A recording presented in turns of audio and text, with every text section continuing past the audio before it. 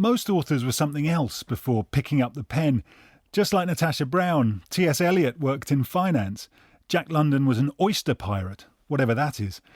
Before publishing his debut novel, Greg Buchanan made the 30 under 30 Forbes list for writing video games. Here, he tells us about the ways in which fiction itself can be seen as a sort of game, albeit one with potentially serious implications.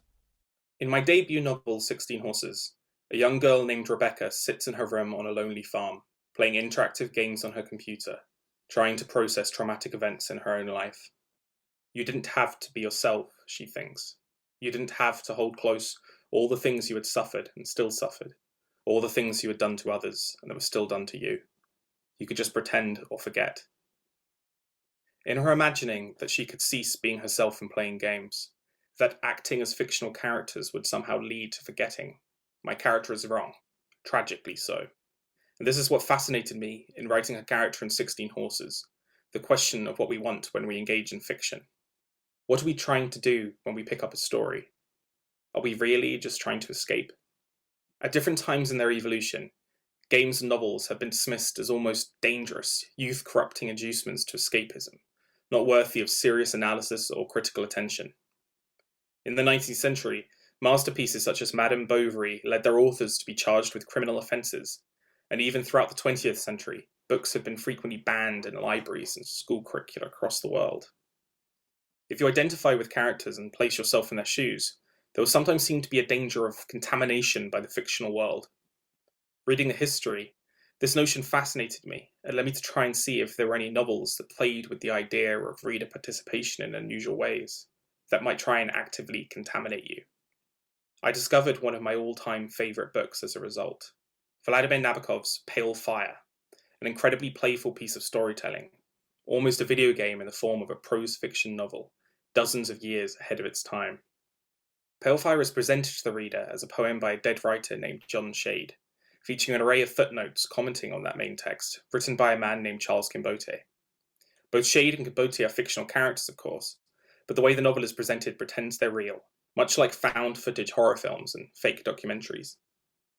In Pale Fire, the immediate joke and potential threat hinted at by the book's back cover is the early implication that our commentator Kimbote might have murdered the poet he's writing about.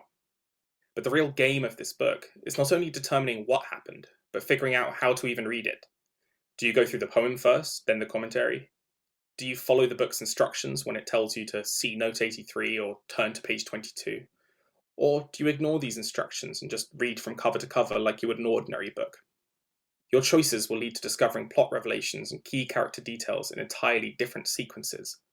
As Pale Fire is to some extent about the nature of reading and trying to interpret the lives of others, our choices here as readers have huge ethical importance in the world of the novel, and Nabokov expertly sets up these moral traps for his audience as a result. To some extent, this is the nature of all twists, most easily seen in suspense fiction, such as Agatha Christie's Murder on the Orient Express or Alex Michaelides' The Silent Patient. For twists to work effectively, a novel cannot have lied to its reader. Rather, it relies on the reader making inferences and filling gaps in storytelling with their own imagination, actively contributing to the fictional work, only for the author to have anticipated these responses with traps lying in wait. Video games themselves are quite capable of presenting narratives similar to those I've been discussing. It's interesting that in the case of Christie, her work has inspired a great number of video games, including National Insecurity's Disorient on the Murder Express. The implicit reader activity of guessing clues in a novel lends itself really well to active player participation in this way. But video games often go far beyond this in their storytelling possibilities. They can also offer actual explicit control of the narrative itself, offering player choices as vast as dooming entire worlds or as intimate as rescuing a romantic relationship between two strangers. In one game I wrote for, No Man's Sky Atlas Rises, players learn secrets about two individuals at various points in the narrative.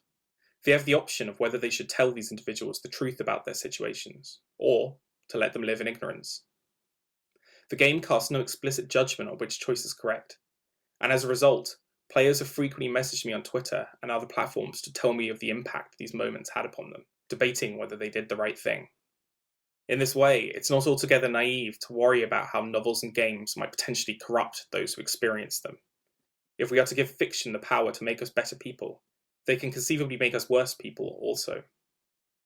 In my mind, the most ethical route through all of this, as a writer, is to push readers and players to the brink of certain choices, to provoke reflection about their real-world morality, but to resist encouraging complete escapism or moral renunciation. Greg Buchanan there on the choices that await us all between the covers of our latest read. And his book, 16 Horses, is out now, published by Mantle.